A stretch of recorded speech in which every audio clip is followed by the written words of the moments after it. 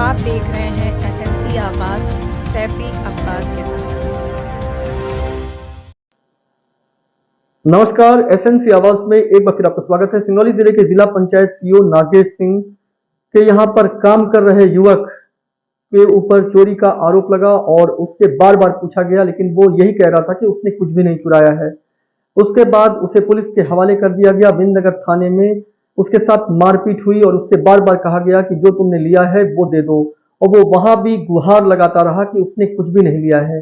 अगर चोरी हुई है, घर का कोई सामान गया है, तो क्या वहां पर काम करने वाला सिर्फ वो इकलौता व्यक्ति था?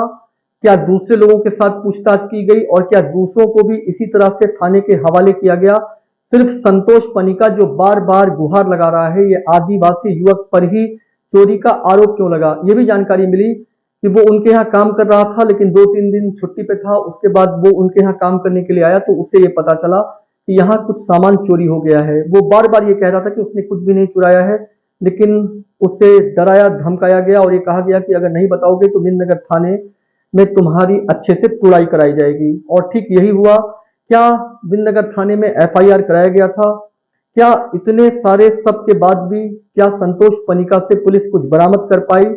और क्या वाकई में अगर कुछ चोरी हुआ है तो उनके यहाँ पर काम करने वालों से भी क्या इसी तरह से पूछताछ की गई है? अब इसको लेकर एक अलग तरह का माहौल बन रहा है और एक आक्रोश भी दिखाई दे रहा है। तो ये पूरा मामला क्या है, खुद संतोष पनिका क्या कह रहे हैं, ये भी सुनिए। सिंगरौली के जिला पंचायत सीईओ नागेश सिंह के यहाँ काम करना आदिवासी युवक संतोष पनिका को काफ़ी महंगा पड़ा। उस पर चोरी का आरोप लगा। वो बार बार ये गुहार लगाता रहा कि उसने चोरी नहीं किया है। वो बीमार पत्नी का लगातार इलाज भी करा रहा है। ऐसे में बीमार पत्नी को छोड़कर वो इनके यहाँ काम कर रहा था। उसके बाद उस पर चोरी का आरोप लगा, वो गुहार लगाता रहा। उसके बाद उसे थाने के हवाले कर दिया गया।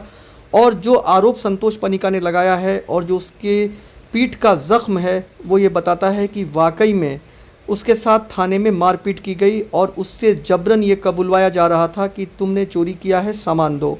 लेकिन वो सामान कहाँ से देता अगर उसने चोरी नहीं किया है? अगर कहीं चोरी होती है तो पूछताछ तो ठीक है, लेकिन पूछताछ का ये तरीका इसमें किसी को बल भर मारा जाए, इसे क्या कहा जाएगा?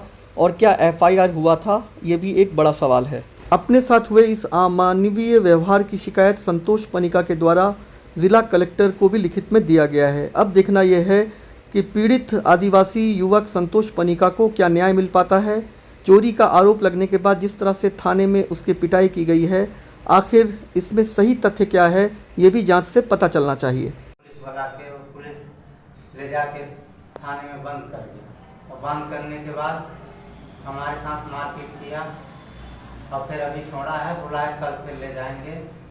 और हम ज़्यादा मारपीट कर दिए हैं, इसलिए हम जा रहे हैं दवाई करवाने बैठन थाने और क्या कहते हैं हॉस्पिटल में, सरकारी हॉस्पिटल में। और मेरी फैमिली भी का तबीयत बहुत सीरियस है, इसलिए साहब हम निकल रहे हैं दवाई करवाने। और हमारे मालकिन को, तुमको भी कसेट रहे थे ना? हाँ, हमारे मालकिन को भी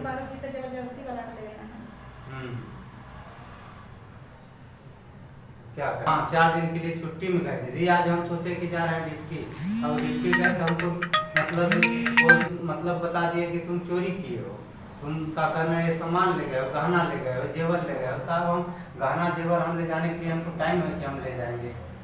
अब जब छुट्टी लेकर गए तब हमको नहीं बोले कि चोरी है। आज हम काम करने 4 दिन बाद गए हैं तो हमको चोरी में लगा रहे हैं। चोरी में लगाने के अनुसार हमको पुलिस को बुलवा के पुलिस ले गई वहाँ थाने में, और थाने में ले जाके हमको मारपीट कर रहे हैं।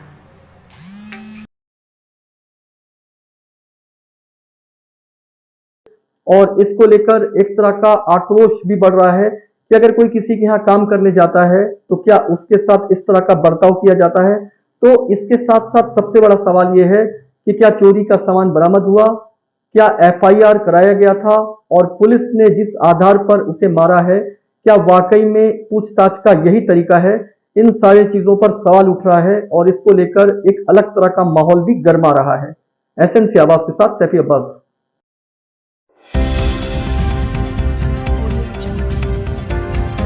आप देख रहे हैं एसएमसी आवाज सैफी अब्बास के साथ।